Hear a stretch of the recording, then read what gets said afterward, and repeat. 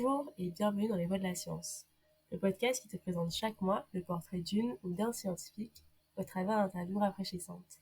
Parce que la science est plurielle et l'éducation fondamentale, on plonge ensemble dans un océan de parcours, métiers et profils scientifiques parfois atypiques, en tout cas variés. Je suis Béatrice et ceci est la deuxième partie de l'interview avec Irène. Bonjour Irène. Salut Béatrice. Alors, on a terminé la première partie sur la vulgarisation, parce qu'en effet, tu fais de la vulgarisation, notamment avec nous à Je suis donc je suis. Et du coup, je voulais savoir, qu'est-ce qui t'a guidé vers la vulgarisation?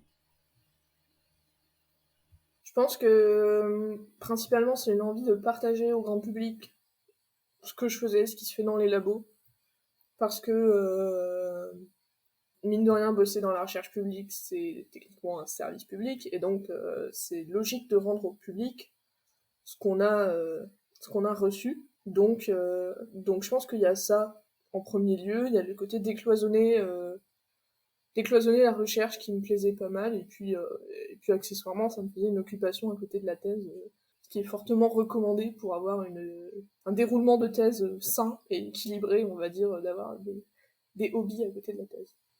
Et j'ai vu que depuis le lycée, t'as été dans beaucoup d'assauts assez différentes, t'as fait du théâtre, de l'aviron, de la danse, et du coup maintenant tu t'es plus orienté vers de la vulgarisation. Et j'ai aussi vu que t'avais fait un service civique.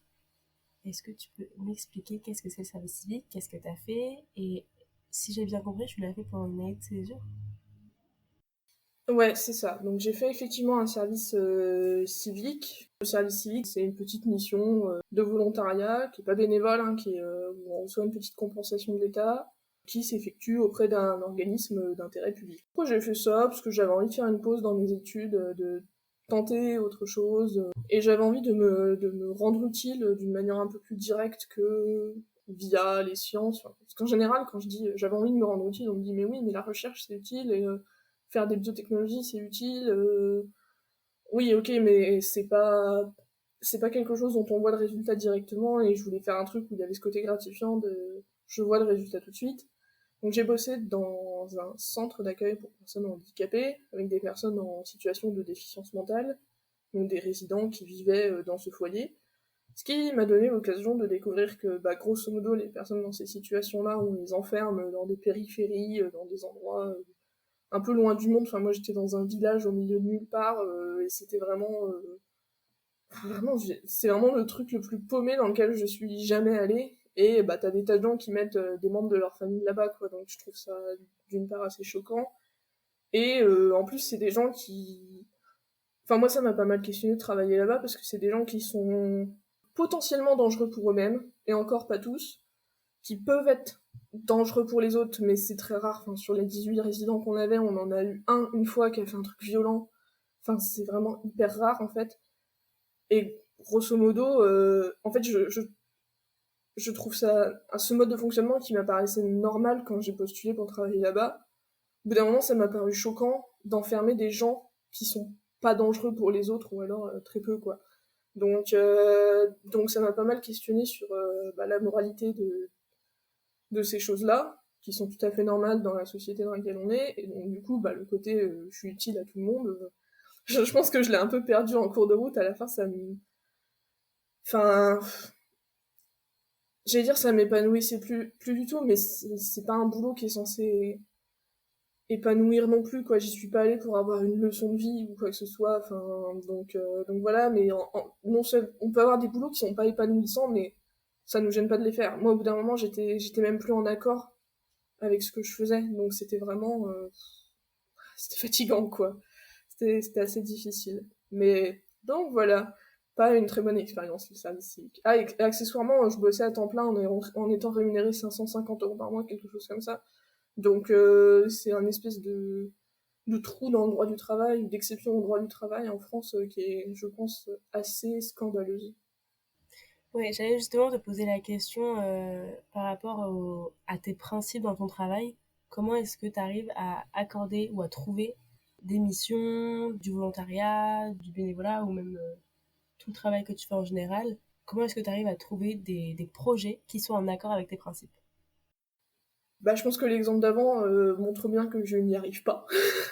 que c'est pas forcément évident, parce que quelque chose dont on croit que c'est en accord avec ses principes, aider les personnes handicapées, tout ça, en fait, ça se révèle être contribuer à un système assez horrible.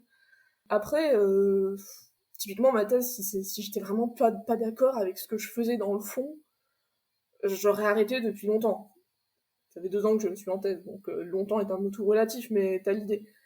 Par contre, la thèse que je fais, elle n'a pas des applications pour la santé, elle n'a pas des applications hyper utiles pour la vie des gens, même si là, on peut jamais savoir ce qui va être utile en recherche, etc. Mais grosso modo, j'avais l'impression de faire un travail qui n'était pas forcément impactant et qui l'est d'autant de moins que tu te dis, bon, bah, il faudra peut-être 20 ans pour que ça ait vraiment une application utile, et d'ici là, on sera tous foutus à cause du réchauffement climatique. Je caricature, mais globalement, c'était ça. Et donc, au bout d'un moment, j'ai fini par faire un petit peu la paix avec l'idée que j'aimais faire des trucs, en l'occurrence ma thèse, et les activités que je peux faire à côté, etc. Et que bah, ces trucs que j'aimais faire, ils n'étaient pas forcément utiles à la société, et que bah, c'était comme ça, et que on pouvait peut-être pas tous avoir des boulots qui soient directement utiles pour tout le monde. C'est horrible, mais enfin, j'aime faire ma thèse, et à un moment, j'ai réussi à faire la paix entre le fait que je voulais avoir un boulot utile et le fait que j'avais présentément un boulot que j'aimais, quoi. Après, on peut se poser la question avec tout, hein, la vulgarisation scientifique. Régulièrement, on a des débats qui pop, genre, est-ce qu'on fait de la vulgarisation auprès des bonnes personnes? Est-ce qu'il y a vraiment des gens qui retiennent quelque chose des vidéos de vulgarisation de vidéastes célèbres ou est-ce que la vulgarisation c'est bourgeois? Quelle est la différence entre communication, vulgarisation? Enfin bref, plein de débats dans la vulgarisation scientifique sur est-ce que c'est vraiment utile ou est-ce que c'est, enfin je sais plus, j'ai passé un truc il y a pas longtemps, genre est-ce que c'est juste une espèce de nouvelle culture légitime que seules les personnes déjà favorisées peuvent acquérir et qu'elles utilisent comme un marqueur culturel. Donc même dans la vulgarisation où on se dit ouais c'est super, on partage de la science à tout le monde, il y a tout le temps des débats comme ça, à un moment je me mets juste comment je me mets juste en paix avec le fait que j'aime écrire des articles sur des sujets scientifiques et parler de sujets scientifiques dans un podcast ou quoi que ce soit, et que peut-être que ça va pas au bon public, mais voilà, je pense pas non plus de faire des activités qui nuisent particulièrement à la planète, à autrui, etc. Donc à partir du moment où ça nuit pas et que j'aime ça, tant pis si c'est pas non plus super utile, quoi. Voilà. On a eu un peu ce débat hier pendant une formation que certaines personnes de Je suis donc je suis ont suivi par rapport à l'utilité et les objectifs de la vulgarisation. Donc c'est quelque chose qui résonne pas mal. Je voulais te demander pourquoi est-ce que c'est important pour toi de vulgariser, justement? Comme je le disais dans la réponse d'avant, c'est important pour moi parce que j'aime bien faire ça. Et que, enfin, c'est ce que j'ai dit un peu à l'épisode, enfin, dans la première partie, j'ai dit oui, ça décloisonne ce qui se passe dans les labos, et ça, c'est une occasion de parler de science, etc. Je le pense toujours, il y a pas de souci, typiquement des initiatives comme la bio au labo, ou, j'ai oublié, en direct du labo, pardon. Pour le coup, c'est vraiment, on va dans le labo avec le chercheur qui prend des photos de son labo, qui fait des tweets dessus, ou des posts Instagram, etc., etc. Ça humanise un peu le chercheur. Après, ça va pas, enfin, je pense que la bio au labo, un tiers des gens abonnés sont eux-mêmes dans le monde de la vulgarisation ou de la recherche facilement. Donc, encore une fois, est-ce que ça touche son public? Bref, je ne dis pas ça pour taper sur la bio au labo, encore une fois, moi je trouve ça trop bien et tout. Du coup, bah oui, moi si je fais ça parce que ça me fait du bien, ça me fait une activité que j'aime bien à côté de ma thèse, en fait. Le jour où j'aimerais plus faire ça, j'en ferai plus, et tant pis s'il y a des gens comme tant pis si ça fait un contenu en moins, on va dire. Mine de rien, je pense que ça a une utilité, et que même si ça touche pas tout le monde, que ça touche pas forcément les personnes qui en ont le plus besoin, même si c'est un marqueur social, bon bah ça fait quand même un peu de contenu qui, si quelqu'un le lit, va être peut-être apprécié, en tout cas, je sais pas. On va dire ça c'est le deuxième aspect, c'est que effectivement c'est toujours utile. Mais donc la raison pour laquelle j'en fais maintenant n'est pas tout à fait la même que la raison pour laquelle j'ai commencé à en faire, avec cette idée de ouais c'est super utile, il faut qu'on parle des sciences plus. Bon, maintenant, je suis contente de parler de science, je sais pas si c'est... comme je le disais, je sais pas si c'est utile, donc tant pis.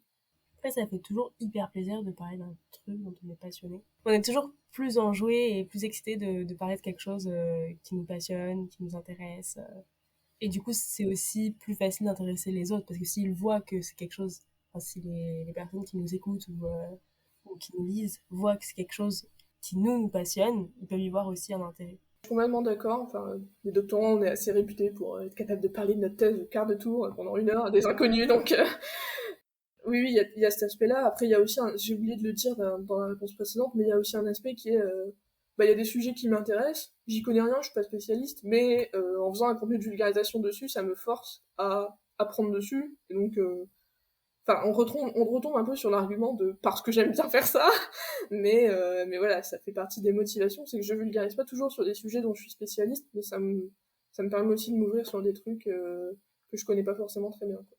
Oui, encore hier, on parlait de l'émerveillement, la découverte et l'excitation qu'on a quand on apprend quelque chose, quand on comprend quelque chose. Après, toute la phase justement d'apprentissage et de compréhension que nous, on apprend et on comprend, mais du coup, on peut aussi apprendre et enseigner aux autres, qui encore une fois reste quelque chose de très plaisant et très satisfaisant. Et après, tout l'impact que ça a dans la société, dans les avancées scientifiques que ça a en conséquence. Est-ce que tu as quelque chose à ajouter? Ça m'a fait plaisir d'être de l'autre côté du micro pour une fois. J'espère que les auditeurs et les auditrices apprécieront cet épisode. Est-ce que tu as des conseils pour terminer cette seconde partie? Conseil lecture. J'ai vraiment pas d'idée à part de dire de lire Les Rois Maudits, parce que c'est très daté, mais c'est un vrai page-turner. Et sinon, conseil pour les étudiants, faites des trucs que vous aimez, que ce soit dans vos études ou à côté, en essayant de faire en sorte que ça vous rapporte des sous, parce que manger c'est bien. Et se poser des questions sur l'utilité, c'est bien, faut juste pas que ça... En tout cas, moi, les études que j'ai fait, j'ai l'impression que tout le monde autour de moi se posait un peu cette question. Et je pense que c'est important de se la poser. Je pense que c'est aussi important de pas se prendre la tête et de... Si on trouve quelque chose qu'on aime et qui détruit pas les gens autour de nous, qui détruit pas la planète, et ben on s'en accommode et voilà. Et juste pour revenir sur le livre, qu'est-ce que c'est que ce livre? Quoi, Les Rois Maudits? Ouais. C'est un vieux bouquin, c'est pour ça que je dis c'est daté. En plus, c'était écrit par un mec qui était ministre de De Gaulle, donc t'imagines le côté daté, qui était académicien. Je pense que je rajoute une couche de daté à chaque mot que je dis.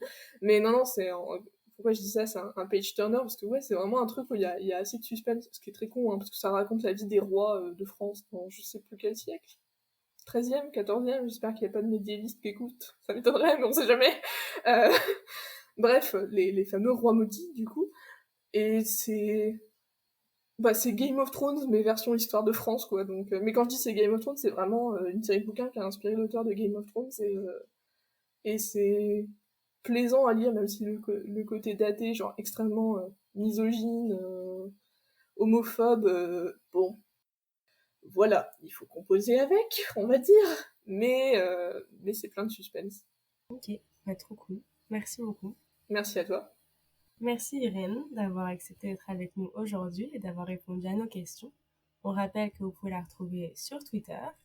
Quant à moi, je vous remercie d'avoir écouté cet épisode et j'espère que vous l'avez apprécié. N'hésitez pas à nous envoyer vos commentaires et éventuelles questions sur Twitter, Instagram ou à nous envoyer un email. Nos coordonnées sont dans la description de cet épisode. Bientôt!